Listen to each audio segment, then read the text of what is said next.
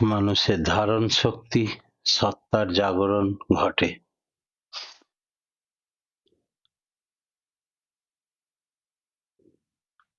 ইষ্ট আর ইষ্টস্বার্থে মনের আরাধনা, এমনি করেই ধ্যানে আসে চিত্ত সংযোজনা। ইষ্টস্বার্থের মাধ্যমে তৎপর থাকাটাই ধ্যানের তাৎপর্য। ইষ্টস্বার্থ সাধন বাদ দিয়ে নিথর হয়ে ইষ্টমূর্তি চিন্তা করলে ধ্যান সার্থক হয়ে ওঠে না। অনেকে বসে বসে কেবল ইষ্টমূর্তি চিন্তা করাটাকে ধ্যান মনে করে, কিন্তু চিন্তার সাথে সাথে যদি তদানুগ কর্ম না থাকে, তাহলে চিন্তা কোনো বহিঃপ্রকাশের পথ পায় না। বহিঃপ্রকাশ না থাকার দরুন চিন্তার পাহাড় মাথার মধ্যে জমে মস্তিষ্ককে ভারাক্রান্ত করে তোলে। কর্মবাহী স্নায়ু গুলির কোনো সক্রিয়তা না থাকায় সেগুলো ধীরে ধীরে বোবা, অকেজ হয়ে পড়ে। শ্রী শ্রী ঠাকুর একদিন বলছিলেন, খুব ভাবনা আছে, কর্ম নেই। এই অবস্থাটা যেন খাওয়া আছে অথচ নিষ্কাশন নেই, এর মতো। ওই রকম হলে মানুষ চিন্তা কর্মের সামঞ্জস্য হারিয়ে ফেলবে, তার গোটা জীবনটাই হয়ে পড়বে বেমলিন, হতাশাগ্রস্ত। তাই কর্মহীন ধ্যান ধারণা করা লোকের মস্তিষ্কের চাইতে যারা পরিশ্রম করে মাথার ঘাম পায়ে ফেলে জীবিকা অর্জন করে, তাদের মস্তিষ্ক অনেক তরতরে, অনেক সজাগ। এই সম্পর্কে শ্রী শ্রী ঠাকুর সাবধান বাণী দিয়ে বললেন, ইষ্ট স্বার্থই ভুল হলো, তোর মুক্তি চিন্তায় ধরলি, ধ্যানটি গেল গোল্লায় কিন্তু এমন করাই করলি। তাই আমাদের প্রত্যেকটা জীবনে অসংখ্য সমস্যা থাকে, আর ধ্যানের মাধ্যমে সেইগুলো সলিউশন বা সমাধান চিন্তা করে সেগুলো বাস্তবে সমাধান করে ফেলতে হয়। ধ্যান যাতে ছেদহীনভাবে সর্বদা চলতে পারে, তার জন্য সৎসঙ্গীদের প্রত্যহ প্রাতে শত অনুজ্ঞায় বলা আছে চিরচেতন শব্দটির তাৎপর্য জীবনে বাস্তবায়িত করে তোলা দরকার। চিরচেতন মানে সব সময় চেতনের সঙ্গে যোগযুক্ত থাকা। কিন্তু কেবল ব্যক্তিগত প্রচেষ্টায় স্থির চেতন থাকা যায় না। পরিবেশের সংঘাত, নিরস্তকরণ বারবার ছেদ ঘটায়। এর জন্য দরকার বিশ্ব চৈতন্য পরম উৎস জ্যোতির্ময় ইষ্ট পুরুষের সঙ্গে নিজেকে অস্খলিত অনুরাগ নিয়ে নিবদ্ধ করে তার আদেশ নির্দেশ পালনে তৎপর থাকা। এর ফলে মনটা নিরন্তর ভাবভূমিতে অবস্থান করে, শরীরের প্রতিটি স্নায়ু ওই ভাব স্পন্দনে স্পন্দিত হয়ে চলতে থাকে, ধ্যানও তখন সিদ্ধ হয়। সাধন জীবনে ধ্যান একটি অতি প্রয়োজনীয় বিষয়। ধ্যানে মস্তিষ্কের চিন্তা কেন্দ্র আলোড়িত হয়ে ওঠে, সেখানকার সুপ্ত অক্রিয় স্নায়ুগুলিতে সতেজ ও সক্রিয় করে তোলে। মস্তিষ্কের চিন্তাকেন্দ্রের ঠিক অব্যবহৃত নিম্নদেশের শ্রবণকেন্দ্রীয় এবং দর্শনেন্দ্রিয় স্নায়ুসমূহের অবস্থান।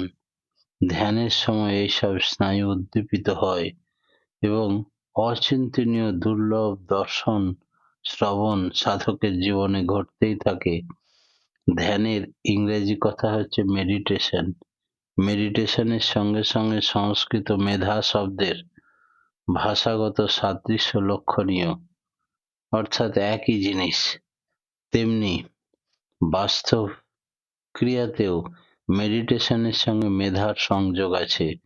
বৈজ্ঞানিক, দার্শনিক, শিল্পী, সাহিত্যিক ইত্যাদি বিভিন্ন বিষয়ের চিন্তা বিদগণ তাদের নিজের নিজের ক্ষেত্রে যত বিনিষ্টভাবে মেডিটেশন করেছেন, অর্থাৎ ধ্যান নিবিষ্ট হয়েছেন, তত সেই সেই বিষয়ের অনেক নতুন নতুন দিক আবিষ্কার করে ফেলেছেন।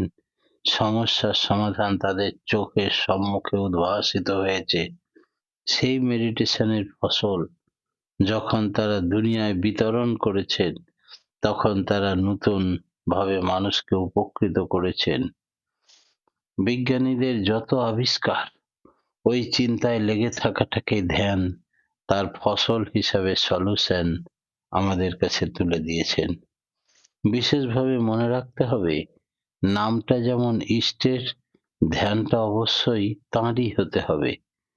ইষ্ট প্রদত্ত নাম করার সময় মানুষ যদি তার ধ্যান না করে, অন্য কিছুর বা অন্য কারোর ধ্যান করে, তাহলে তার চিন্তার মধ্যে এসে যায় দ্বৈতী ভাব। এই দ্বৈধী ভাব মানুষকে দ্বিধাগ্রস্ত করে তোলে, জীবনটাকে সামগ্রিকভাবে নিয়ে বাড়তে দেয় না। এমনকি অনেক সময় সংশয়, দোদুল্য, শঙ্কাকুল করে তোলে। এর ফলে অনেক ব্যাধির সৃষ্টি হওয়া অসম্ভব নয়। বহু গুণ থাকা সত্ত্বেও সে পুরোপুরি ইষ্টের মানুষ, প্রকৃত ভক্ত হতে পারে না। গীতায় ভগবান শ্রীকৃষ্ণ উর্জি ভক্তির কথা বলেছেন।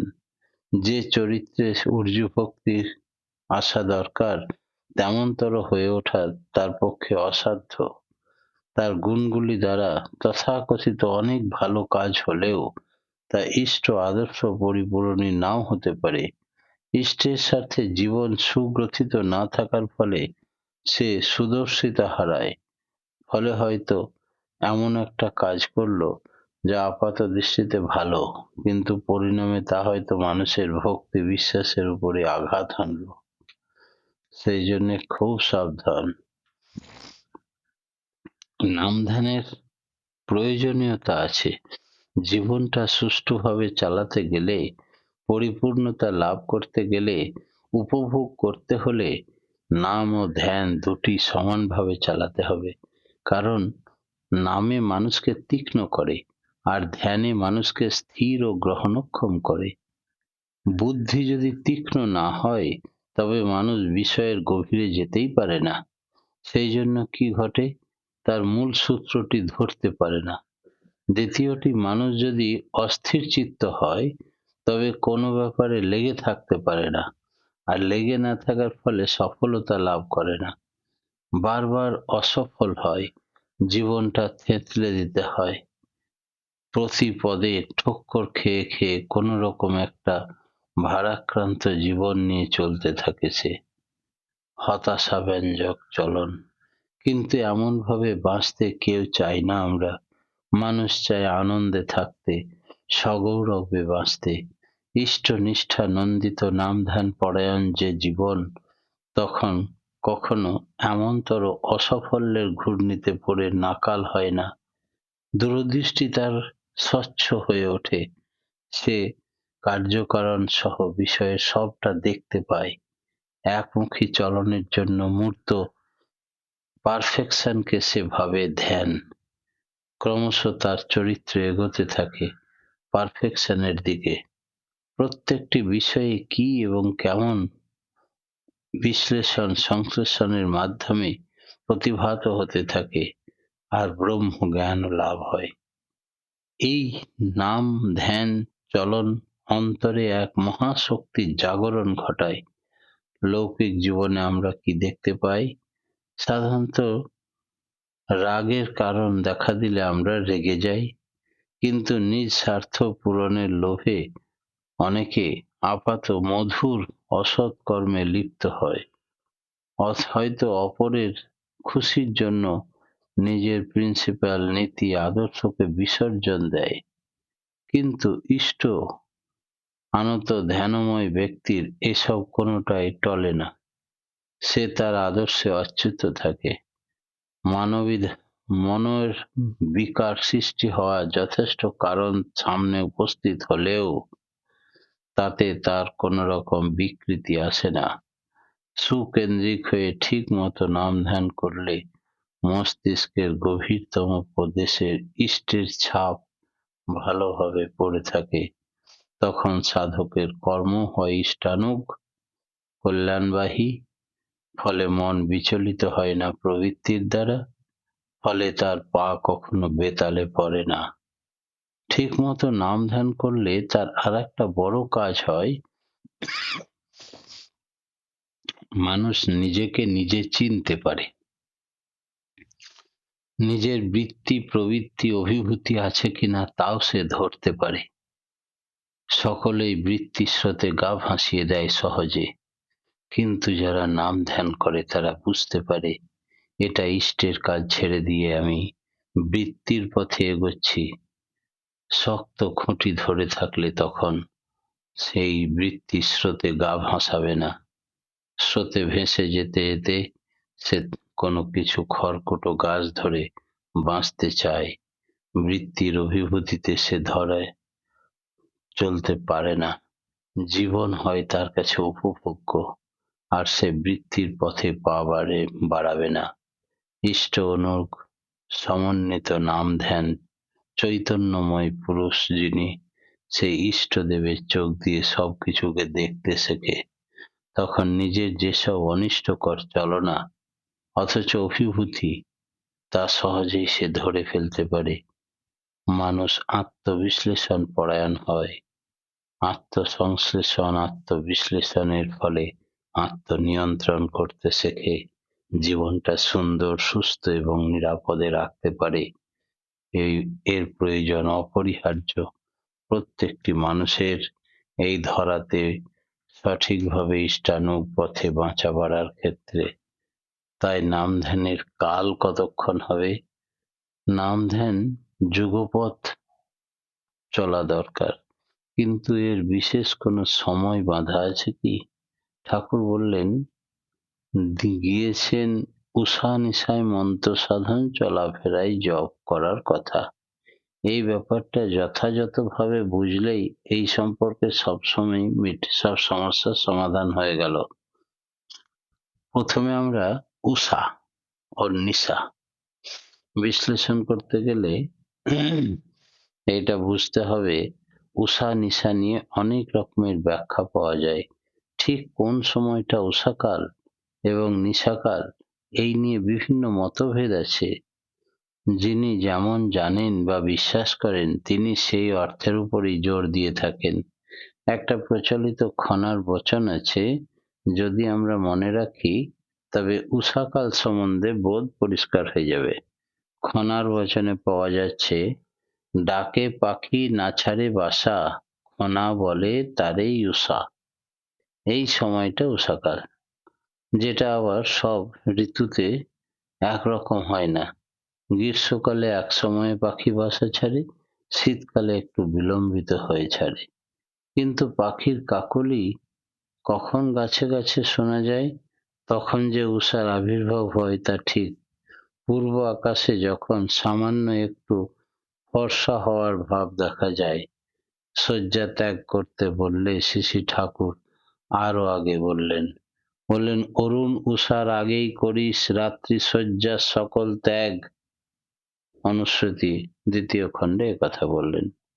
তা করলে তবেই উষাকালে মন্ত্র সাধন করতে বসা যাবে। আর নিশা কি? অনেকে নিশা বলতে গভীর রাত্রি মনে করেন, তা নয়। নিশা কথার মানেই হচ্ছে রাত্রি। দিন যখন অবসান হয়ে গেল তখন থেকে নিশা শুরু হলো। দেখা যাচ্ছে উষা এবং নিশা অন্তত দুটি সন্ধিক্ষণ। কিসের সন্ধি? দিন ও রাত্রির সন্ধি। একেবারে রাত যায় দিন আসে তাকে বলে উষা, আর একবার দিন যায় রাত আসে তাকে বলে নিশা। এই সন্ধিক্ষণ দুটিতে ধ্যান উপাসনা করলে পরমপিতার সাথে সংযোগ অল্প অনায়াসেই হতে পারে। কারণ প্রকৃতির অবস্থা মানুষের মনের উপর ক্রিয়া করে। তীব্র গরমের জয়গুরু সময়, সত্যি দাদা। জয় গুরু মা জয় গুরু। পরমপিতার আজ্ঞে রাঙা দাদা। আতুল চরণে প্রতিপ্রত্যেকের সার্বিক মঙ্গল প্রার্থনা জানিয়ে আমার ক্ষুদ্র বক্তব্য এখানেই শেষ করলাম। জয় গুরু।